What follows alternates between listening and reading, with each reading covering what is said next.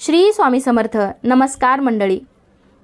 श्रावण सोमवार उपवासाला चुकूनही खाऊ नका हा एक पदार्थ. श्रावणी सोमवारचा उपवास हे बरेच जण करत असतात, परंतु हे उपवास करत असताना या उपवासाला भगर म्हणजे वरईचे तांदूळ भात खाऊ शकतो का?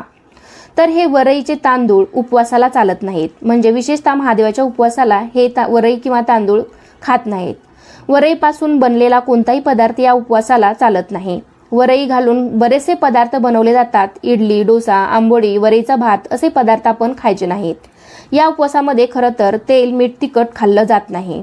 तर तुम्ही साबुदाण्याची खिचडी सुद्धा गोड करून खाऊ शकता.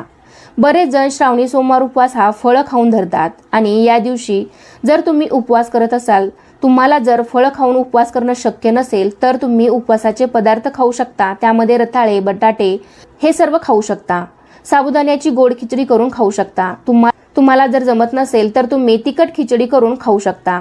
पण वरईचे तांदूळ किंवा भगर त्यापासून बनवलेले कोणतेही पदार्थ या दिवशी बनवू नका आणि खाऊ नका.